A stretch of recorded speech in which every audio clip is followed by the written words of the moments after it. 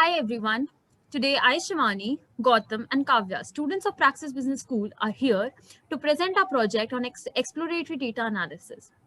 As part of our project, we analyzed a attrition data set, and our business problem is finding out the 5 possible factors that are impacting attrition. Attrition is a concept where people leave the company or are forced to resign over time, and there are not multiple replacements for the people that have already attrited the firm. In our data set, here is our data dictionary. We have a number of numerical variables as well as categorical variables. The variable attrition is either 0 or 1, where 1 specifies that the people have left the firm and 0 specifies that they are still in the firm. Other possible features are age, educational field, department, monthly income, marital status, etc. I will have now Kavya explain the plan of our project. Hi everyone. As you all know, EDA contains a sequence of steps, and now we have jotted this down into a simpler 5 steps, where the first step is the formulation of hypothesis based on the feature in our data set. Following that, we'll be doing data wrangling and assessing the quality of the data, and after that, we will be focusing on the univariate analysis, where we will inspect on each variable in our data set. Following that, we'll focus on the bivariate analysis, where we will examine the interaction of each variable with our target variable. And after that, we will focus on the multivariate analysis, where we assess many interaction among all the variables to get the insights. Now, let us look into the first step of formulating our hypothesis. Guys, in this data set, do you think which factor is mostly affecting the attrition rate of this organization? I think we need to check about the monthly income feature. Don't you Yes. think low income also is a factor impacting attrition? Yeah, it will Yeah, be. in addition to the monthly income, I also think that overtime would be one of the influencing factor. If an employee works overtime, he would be definitely lacking work-life balance. So I think we need to analyze that part also. And Yeah. what about the toxic work environment and under whose supervision the employee is working for, as well as the environmental satisfaction for the employee? Hmm. Correct. So likewise, we have formulated our hypothesis based on the discussion on the features in our dataset. You can just take a look on all the hypotheses we have formulated. Next, Gautam will take us to the preliminary data check and also the univariate analysis. So once we get the data set, we will load the data set. This is how we load it in the Colab notebook. And then we'll perform certain data quality checks. First, we are taking a sample of 5 records and then we are analyzing the data frame. So we'll look at all the features. And then we are plotting the statistical summary. We are getting the statistical summary of the numerical features. So by looking at this count value, we can see that it's unique. Unique in the sense like we have a total of 1,470 records. It stays the same. So we can infer that there is no missing values or missing records in our data set. And then we are checking for the dimensionality of the data set. Here we have 1,470 records and then 20 features. And now we have a concise summary of our data. With the help of this command, we have categorized the data. See, we have found the numerical and then categorical features.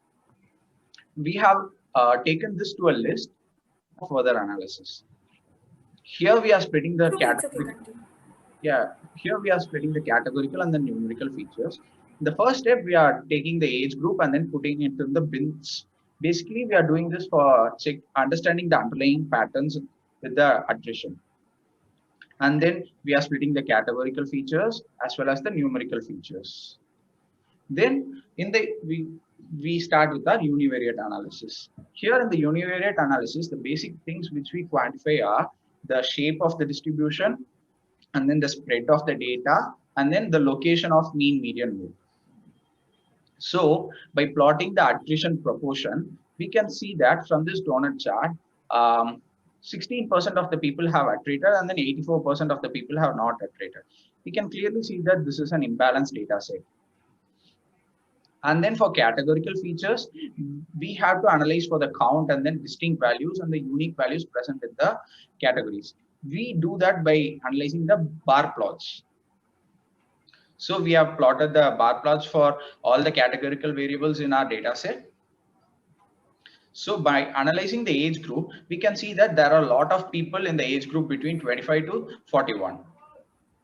And then similarly, we can gain insights from a lot of these charts. And then we have noted down all these insights over here. The analysis for numerical features is done basically by checking the shape of the distribution and then the skewness of the distribution.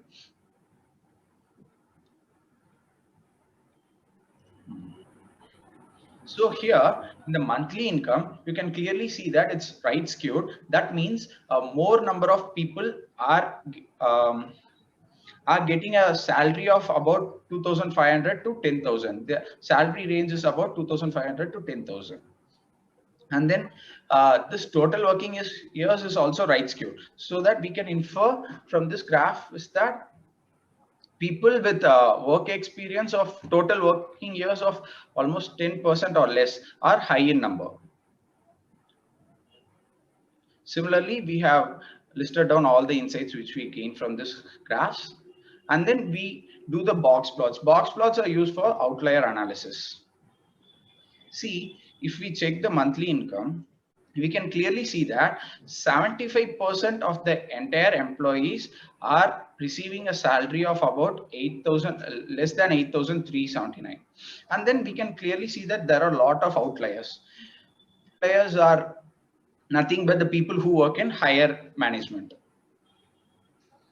In order to verify the distribution of monthly income, we have plotted the box and strip plot. Here we can clearly see that there are a lot of people in the range between 2,500 to 10,000. And then let's hear it from Kavya for the bivariate analysis. Yeah, as we have seen how univariate analysis is performed, so bivariate analysis focuses on how each variable is interacting with our target variable. First, we'll get started with our correlation matrix. Here we have created a correlation matrix for all the numerical feature. This correlation matrix is defining the strength of the linear relationship with every other variable. And to visualize this correlation matrix, we have used the heat map, which is clearly defining the correlation with attrition. And here you can see the negative attrition, which is significantly defining that if the income is low, the attrition is high, or if the total experience is low, the attrition is high. So that is why we have a negative correlation with this. And similar to the numerical variable, we have also created a correlation matrix for the categorical variable. But one difference is that before creating the correlation matrix, we will do one-hot encoding just to convert them into numbers. And similar to our numerical variable, we are creating a correlation matrix.